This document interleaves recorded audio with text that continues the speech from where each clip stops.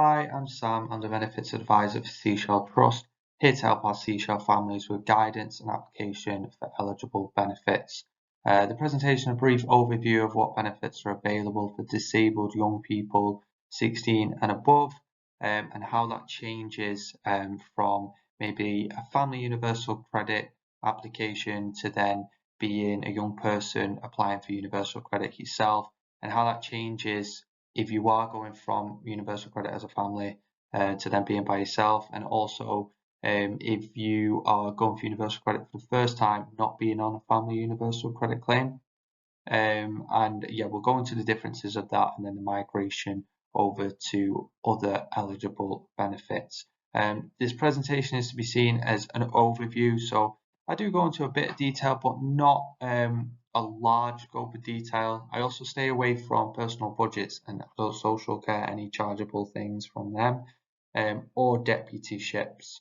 I don't go into that either. That would be a separate case by case basis. And if those things are interesting to you as a Seashell family and you want some guidance and advice, go to your family liaison, and between them, myself, maybe adult social care themselves as well, we'll look at getting you the best advice, or at least signposting to the most appropriate places.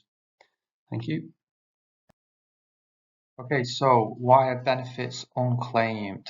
This is a stat graphic from Policy and Practice, so I can't claim that I've done any of this myself. I have just taken this one, so a really good website as well. They've got benefit calculators on there, which are really good to use. This is from the 23-24 financial year. You can have a look at that graphic of where all of the unclaimed benefits are. As you can see, the biggest one there is universal credit. It's probably a bit of a look at, well, there is, isn't there? There's a lack of understanding on how universal credit can support people, and you may even not be claiming it right now, and actually from the rest of this presentation you'll be able to see that you could be eligible for it, and kind of break all of that down for you, and that will be my main focus on in this presentation, is the universal credit because of how important it is. In red on the side, I've highlighted the main points from Policy and Practices article where this graph is taken from. Ultimately, what they're trying to achieve and what I'm trying to achieve by showing it is reducing the stigma around UK benefits and promote their importance for people and families who are struggling financially. And it's really here to support anybody in the UK who is feeling any sort of financial hardship for whatever their circumstances are. Stigma is deep-rooted in the emotions of our country when it comes to financial benefit. The reality is that a lot of people and families don't seek the financial support available to them because of it. My hope is, like Policy and Practice, we're trying to navigate around some of the complexity and hopefully see where financial support is available to you. Welfare benefit is not perfect. Everybody kind of has a bad story. I hope that my role anyway is to kind of make it a little bit easier, and maybe someone who was, I did used to be a work coach for DWP, I can help and I have a knowledge of how it works, so you can lean on me as a Seashell family of navigating these systems. That's what I hope to do anyway.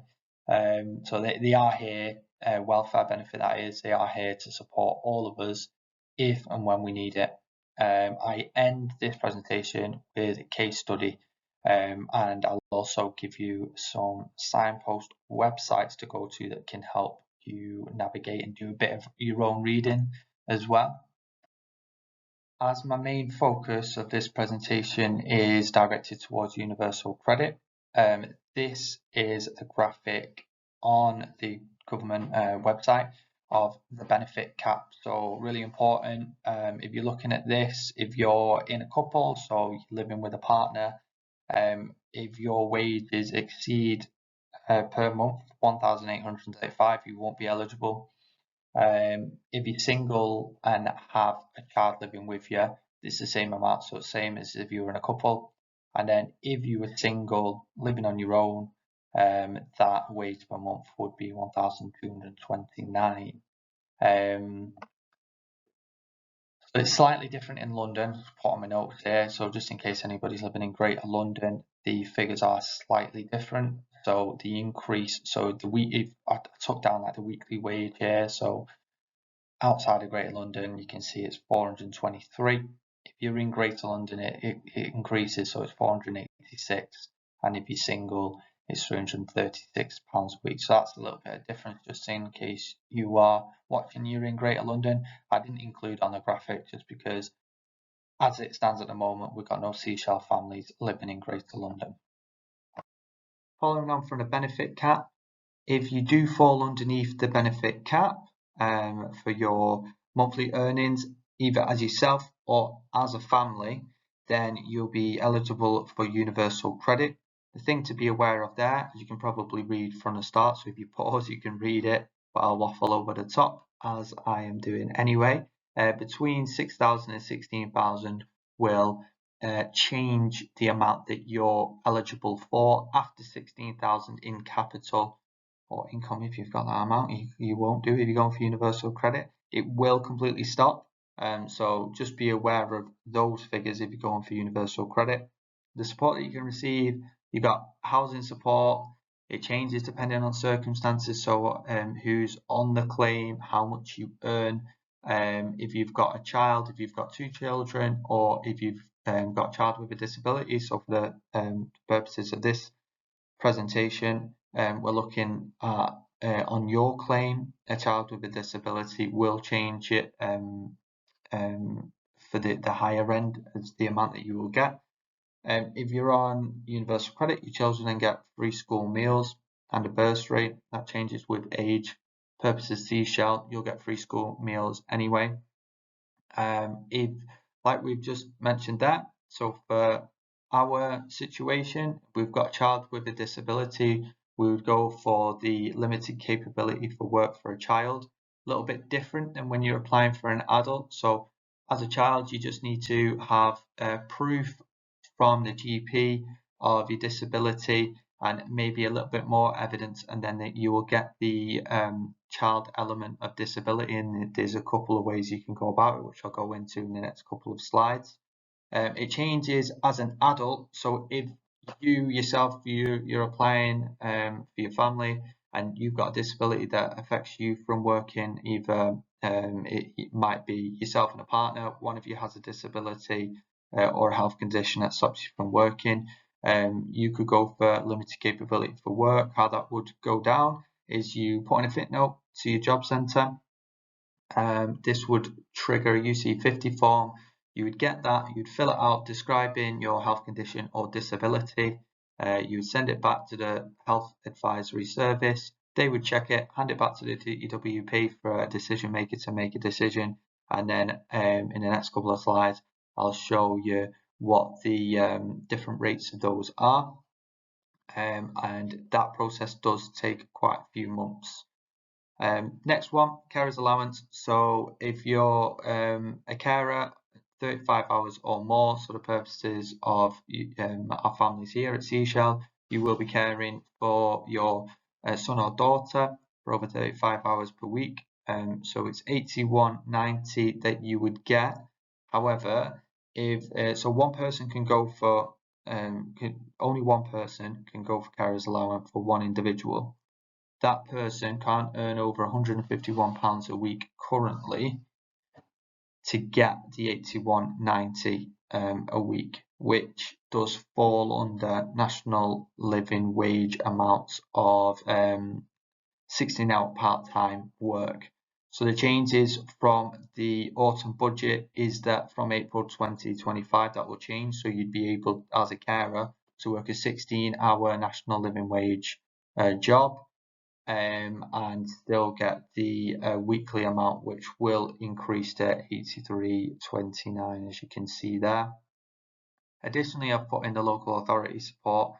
So the discretionary housing payments and household support funds that currently the local authority have used on a discretionary basis for who goes in and applies for those.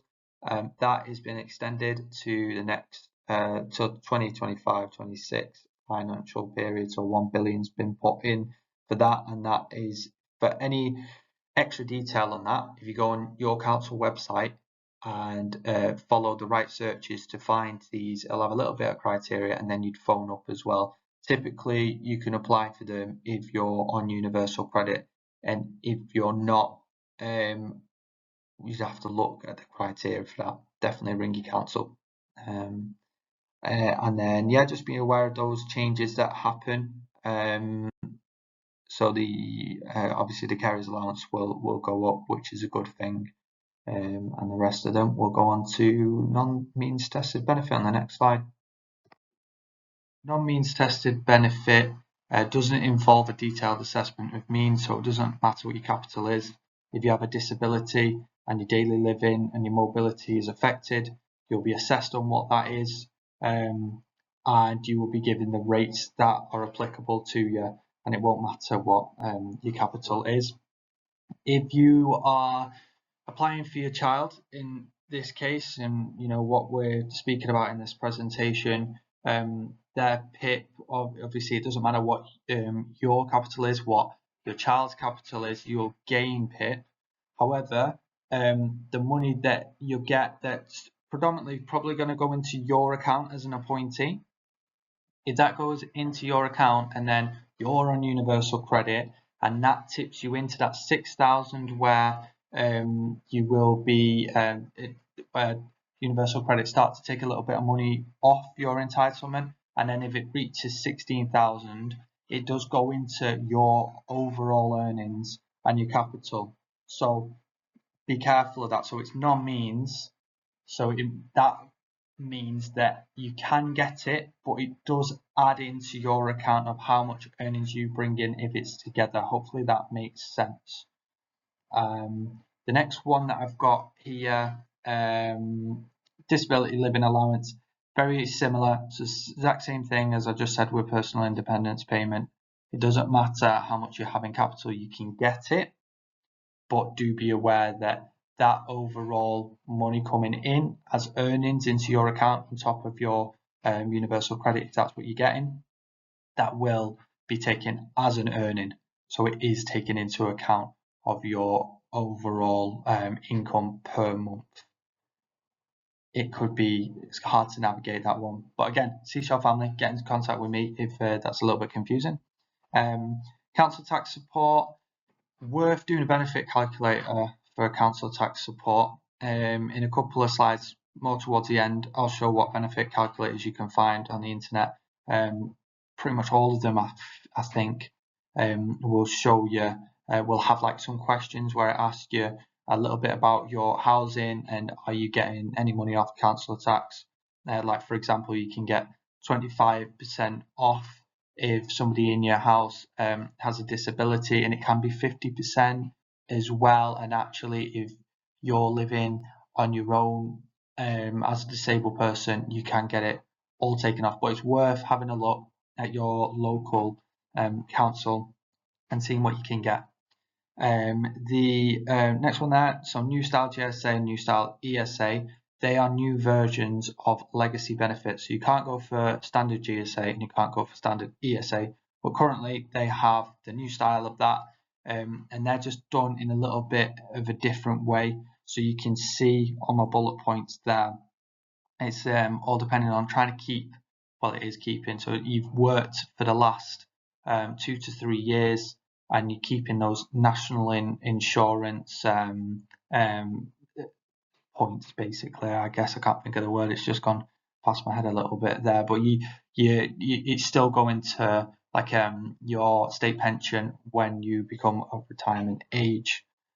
So definitely worth going for if you're out of work and you want to keep your national insurance going. The top one is if you're out of a job. The bottom one there, New Style ESA, is if you've actually got a health condition or a disability that's preventing you from working, and then you've been working in the past 2 to 3 years, you go through that one and you'd be going through a health journey.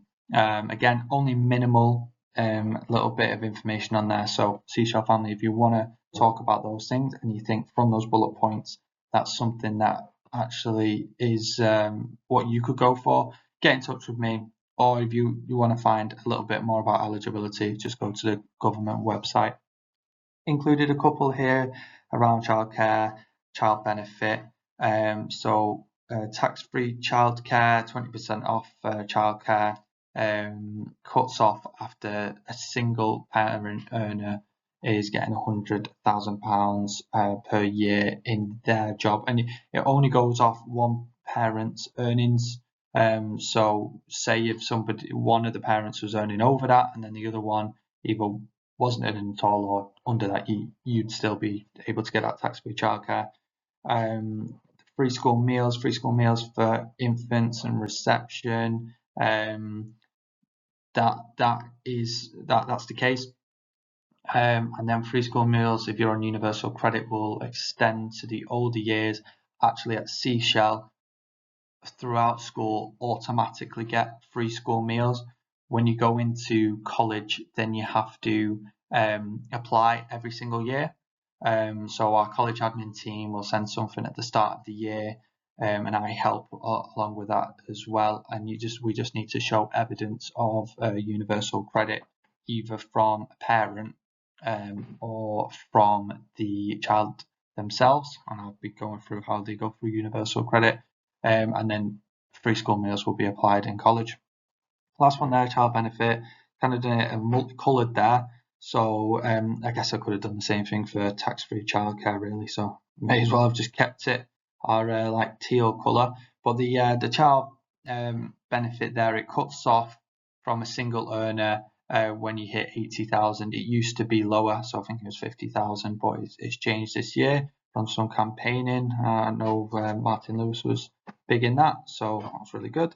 And then you've got your two child benefit levels there. So your first child, £25.60 per week, and then your second child is £16.95. Okay. So like we've said, when an individual with a disability is age 16 and they've got PIP, they are eligible, and they're in education, they are eligible to go for an independent universal credit claim. So their parents' capital isn't taken into account, though they will be the appointee. So separate to a deputyship, you do not need to go down any legal route, because you're only managing money that will be under 16,000. You don't need to go down that usual route. So an appointee is what it's called. On the screen here is everything that they'll be eligible for. So your personal independence payment, so they're the components there. Obviously there'll be a different process for going down that, and you may have already been down that journey.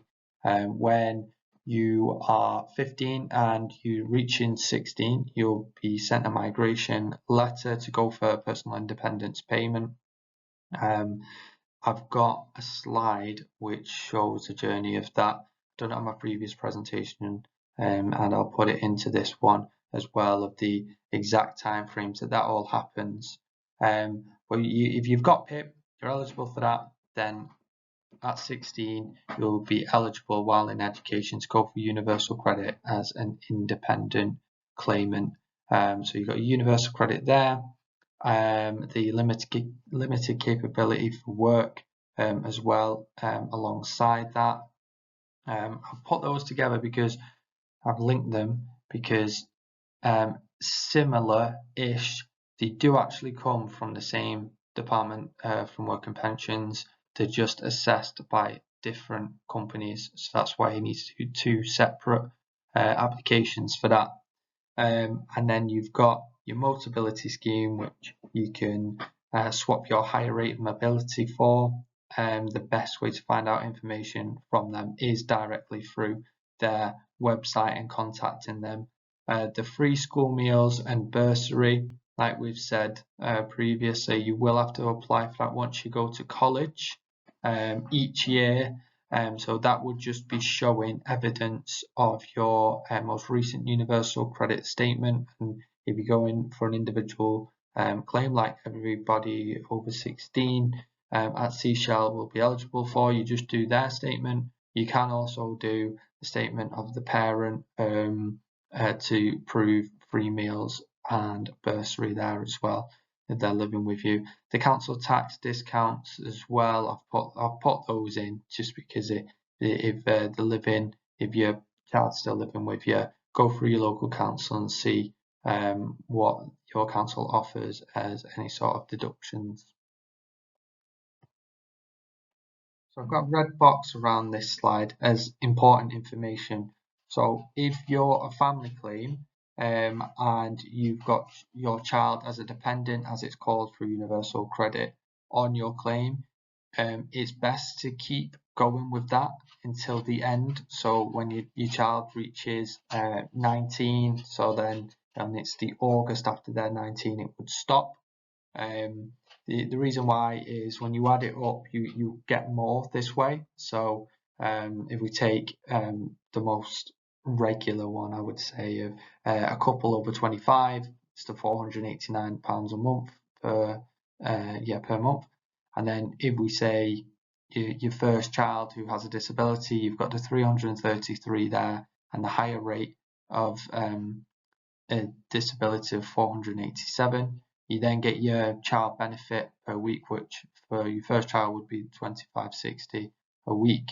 You add all of that up together and you will be getting more than an individual claim, so that would be roughly about £820 just on that claim. As well, if you go on an individual claim from this, you then lose your child benefit as well. So if you went for like 16 and it was an individual claim, you lose that child benefit for your child there. So it is worth, if you are a family claiming universal credit and your son or daughter is on there with the disability higher rate, is staying on there basically until universal credit tell you have to make a separate claim, which is 19 and then the August after your 19th birthday. So really 20. You're looking at around that 1920 mark. That's when you would be going for that individual claim. Mobility scheme. So just as I previously said, this is where you trade in your the high rate of mobility for a car. All of the details are on the website, and if you're wanting to get in contact with someone, they have a phone number and they'll tell you all of the details. The basic overview is you exchange the allowance for a new car, or wheelchair, or accessibility vehicle, scooter, power wheelchair. The mobility scheme will receive payment straight from DLA, so you don't do it personally. Exchange all or part of the allowance for a vehicle, but for most vehicles you'll need to use all of it. There will be an advance payment required, which you will get back at the end of the lease if the vehicle is looked after. An old car can be part exchange.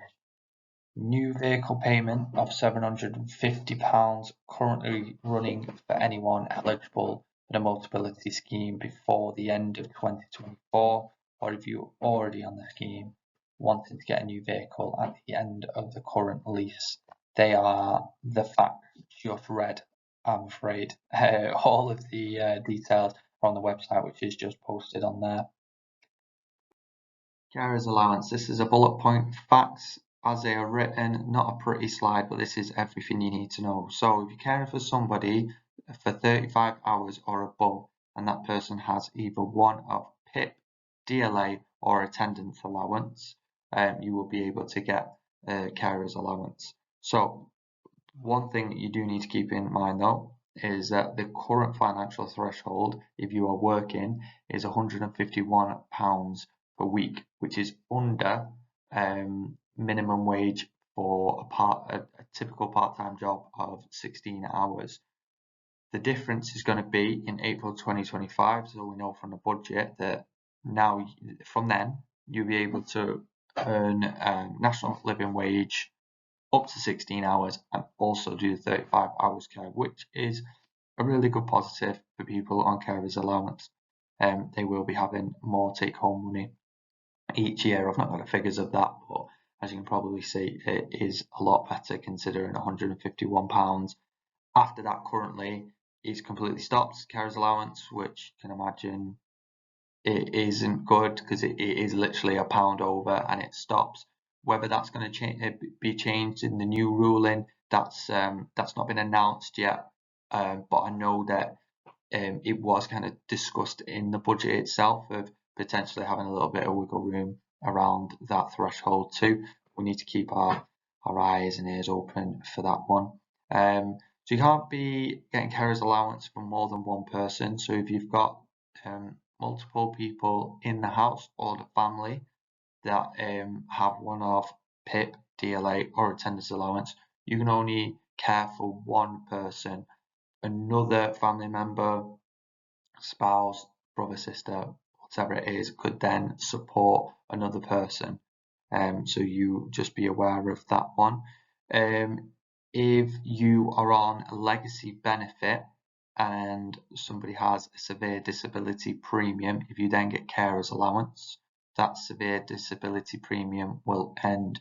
The purposes of this presentation I'm doing, I'm kind of starting it from scratch of applying for what's available now. So this disability premium wouldn't come in at all. This is more for people who are currently on a benefit which will be migrated over to universal credit in the next couple of years. If you know that you're getting a disability premium, before you go for anything like carers allowance, like just take a pause and weigh up the amounts, because specifically benefit severe disability premium will be more than carers allowance. And you can see carers allowance at the moment, you get a weekly, monthly and annually amounts on the side there. Again, they're due to go up from April 2025, so we've got that financial threshold increase there, and then also an increase in carers allowance itself, just in line with inflation. If you're ineligible for carers allowance because you're over the financial threshold, you can get care credits, carers credits. That's something, have a little look at that just through typing it in on Google, going through the DWP website, and you can read the criteria on that. If you're a Seashell family, just get in touch with me and I can talk to you more about that one. As an independent claim, this is how it would look. So you would apply for universal credit through the online application process.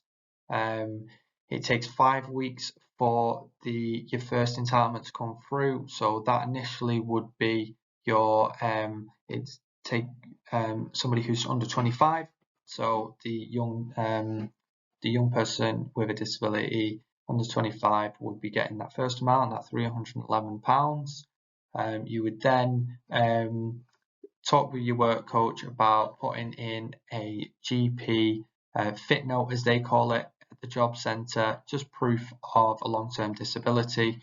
You'd then be put forward for a work capability assessment. The UC50 form would be given to you to complete. Similar process as PIP, just slightly different questions, but all around how your disability affects you. You'd complete that, send it off, and usually within the 3 months you would be getting a phone call about your work capability assessment, or potentially they might just look at your the evidence, what you've put down as your questions, and send it back to the job centre, DWP, for a decision maker to make a decision without any conversation around disability with you as the appointee. So, and all Seashell students would be getting this really from the criteria. That's when the limited capability for work and work-related activities amount comes in. So that is your disability component. So it's the £416 there. So it adds up to a total of £727 per month that this young person with a disability will be entitled to. And then it's down to using the appointee to keep those costs underneath 16,000 before then that, like we said, is where it's the cliff edge and it stops, but it will remain dormant for 6 months and will continue. Included this slide about the housing element. This is exactly what it says in the government guidelines, which ultimately means if you're getting any support, so you're in supported accommodation, or if you're living at home, or even if you're living at Seashell as a Seashell resident, you won't be getting the housing element. It'd be only very specific cases where they might be able to claim for housing element, but really it's not worth going into because it would be quite rare. But I've just put it on there just to kind of show the difference, really.